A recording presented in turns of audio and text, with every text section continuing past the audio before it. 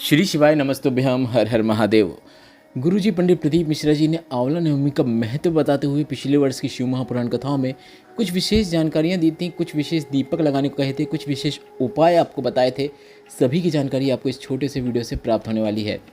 सबसे पहले हम आपको बता दें आंवला नवमी कब मनाई जाती है। आंवला नवमी कार्तिक माह के शुक्ल पक्ष की जो नवमी तिथि होती है उसमें हम आंवला नवमी मनाते हैं, जो कि आप इस वर्ष 10 नवंबर 2024 को मनाने वाले हैं। कार्तिक माह में दो पक्ष होते हैं, कृष्ण पक्ष और शुक्ल पक्ष। कृष्ण पक्ष में आपने दीपावली मना ली है, अब शुक्ल पक्ष चल रहा है और जिसकी जो पूर्णिमा तिथि आएगी उसके पहले आंवला नवमी एक विशेष तिथि है।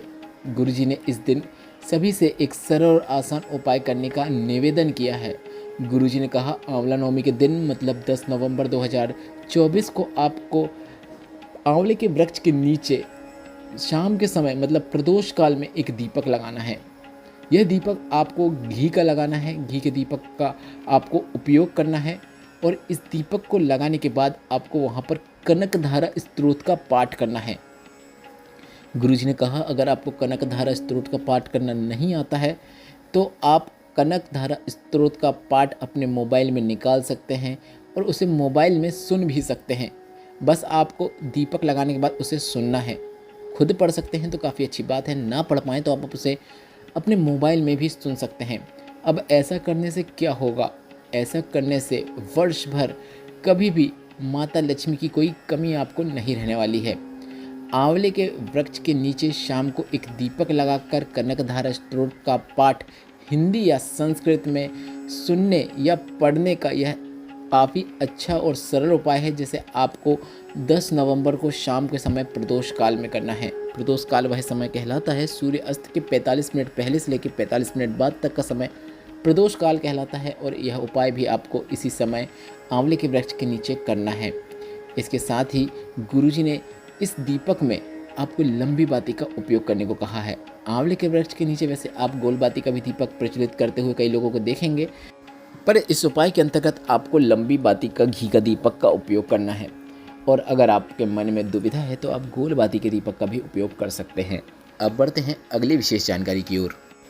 गुरुजी ने बताया था देवशोनी एकादशी में भगवान सोए थे, देव उठनी एकादशी में भगवान उठे हैं। इससे पहले आंवला नवमी आई है, जिसे हम अक्षय नवमी भी कहते हैं। इसको आनंद की नवमी भी कहा जाता है। यह भंडार भरने वाली नवमी भी कहलाती है। आंवला नवमी के दिन किया गया दान पुण्य कभी भी समाप्त नहीं होता है, क्योंकि यह अक्षय नवमी भी कहलाती है। इस दिन अगर आप कुछ दान कर रहे हैं या कुछ भी पुण्य का कार्य कर रहे हैं, उसका फल जो आपको प्राप्त होता है वह कभी भी समाप्त नहीं हो सकता है। बढ़ते हैं गुरुजी पंडित प्रदीप मिश्रा जी की बताई अगली विशेष जानकारी की ओर। गुरुजी ने कहा आंवला नवमी के दिन आंवले के वृक्ष के नीचे कुछ खाने का नियम क्यों है। इस पर गुरुजी पंडित प्रदीप मिश्रा जी ने एक काफ़ी अच्छी कहानी सुनाई। गुरुजी ने कहा कि भोलेनाथ की परीक्षा लेने के उद्देश्य से भगवान विष्णु सोने के पहले उनके द्वारा सही से पृथ्वी का संचालन हो रहा है कि नहीं, इसके लिए उन्होंने भोलेनाथ को भोजन के लिए आमंत्रित किया, पर भोलेनाथ भोजन करने के लिए नहीं आए। लक्ष्मी जी जैसे ही गईं वहाँ पर बोली कि आपको वैकुंठ से आमंत्रण आया था पर आप आए क्यों नहीं। इस पर भोलेनाथ ने बोले मुझे संचालन का बहुत कार्य है और मैं बहुत व्यस्त हूँ, आप मुझे यहीं पर भोजन करा दीजिए। इस पर माता लक्ष्मी ने कहा आपको निमंत्रण जो मिला है वह वैकुंठ से आया है, तो मैं आपको यहाँ कैसे भोजन करा सकती हूँ। तो भोलेनाथ ने ब्रह्मा जी को बुलाया और पूछा क्या ऐसा कुछ हो सकता है कि पृथ्वी में भोजन करने से हमें वैकुंठ में भोजन करने का लाभ प्राप्त हो सके। इस पर ब्रह्मा जी ने कहा आंवले के वृक्ष के नीचे वैकुंठ लोक होता है, इसके नीचे भोजन करने से वैकुंठ में भोजन करने का फल प्राप्त होता है। इसके बाद लक्ष्मी जी ने भोलेनाथ को आंवले के वृक्ष के नीचे भोजन कराया था और वही यह दिन था जिसे हम आंवला नवमी के नाम से जानते हैं। मतलब भोलेनाथ को माता लक्ष्मी ने आंवला नवमी के दिन भोजन कराया था आंवले के वृक्ष के नीचे, जो कि वैकुंठ लोक भी कहलाता है। तब से आंवले के वृक्ष के नीचे भोजन करना काफ़ी अच्छा माना जाता है। बढ़ते हैं गुरुजी पंडित प्रदीप मिश्रा जी के बताए आंवला नवमी के एक और अच्छे और आसान उपाय की ओर।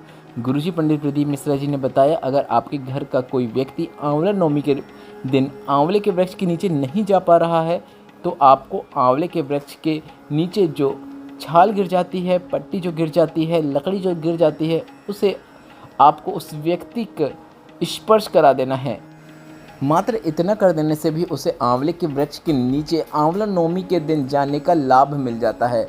इसके बाद गुरुजी ने बताया, हमने सुना है कुछ माताएं आंवले के वृक्ष के नीचे वृक्ष की छाल का भी पूजन करती हैं। इसके बाद वह उसे अपने घर में लाकर लाल कपड़े में लपेटकर अपने तिजोरी में रखती हैं। वह छाल उनके घर की धन संपदा वृद्धि करने का कार्य करती है।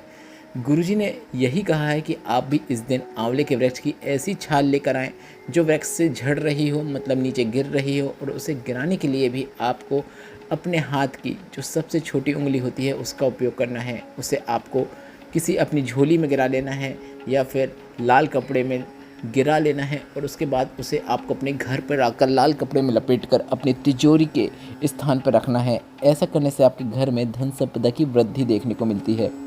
इसके साथ ही गुरुजी ने आंवला नवमी के दिन सभी से आंवले के वृक्ष के नीचे शाम को दीप दान करने को कहा है, मतलब दीप प्रज्वलित करने को कहा है। ऐसा करने से घर में कभी भी धन संपदा की कमी नहीं होती है। स्वयं भोलेनाथ ने कहा है माता लक्ष्मी से कि जो भी भक्त आंवला नवमी के दिन आंवले के वृक्ष के नीचे शाम को दीप दान करेगा, दीप प्रज्वलित करेगा, उसके घर में कभी भी धन संपदा की कमी ना हो। इस पर माता लक्ष्मी ने कहा कि आपकी आज्ञा को हम स्वीकार करते हैं। इस प्रकार से जवाब दिया तो आपको यह उपाय भी अवश्य करना है जो कि गुरुजी पंडित प्रदीप मिश्रा जी का बताया आंवले के वृक्ष के नीचे दीपदान, मतलब शाम के समय करने का एक काफ़ी सरल और आसान उपाय है। इसके साथ ही गुरुजी ने एक और विशेष उपाय की जानकारी दी थी। अगर आपके घर में ऐसे बच्चे हैं जो बहुत चिड़चिड़े रहते हैं, गलत मार्ग में जा रहे हैं, बच्चे आपकी बात नहीं सुन रहे हैं, तो आपको उनके हाथ का स्पर्श शिवलिंग पर कराना है और तुमरुका जी का नाम लेते हुए आपको उनके हाथ का स्पर्श शिवलिंग पे कराना है। शिवलिंग पर जल चढ़वाना है उनके हाथ से, और थोड़ा सा जल आपको औषधि रूप में प्राप्त करके बच्चों को उस जल का आचमन भी तुमरुका जी का नाम लेते हुए करवा देना है। अगर आप यह उपाय आंवला नवमी के दिन भी करते हैं तो काफ़ी अच्छी बात है, अन्यथा आप यह आखिरी उपाय किसी भी सोमवार, प्रदोष, मासिक शिवरात्रि में करके अधिक से अधिक लाभ प्राप्त कर सकते हैं। शेष जो उपाय हमने आपको बताए हैं वह सिर्फ और सिर्फ आंवला नवमी के उपाय हैं। बच्चे की चित्तवृत्ति स्थिर होती है, गुस्सा नहीं करता है, अच्छे से बात करता है। इस वीडियो में बताया गया उपायों से संबंधित अगर अभी भी आपके मन में कोई प्रश्न है तो वे प्रश्न आप कमेंट बॉक्स के जरिए पूछ सकते हैं। मेरे द्वारा दी गई जानकारी अगर आपको थोड़ी सी भी उपयोगी लगी हो तो वीडियो को लाइक करके कमेंट बॉक्स में हर हर महादेव टाइप करना ना भूलिएगा।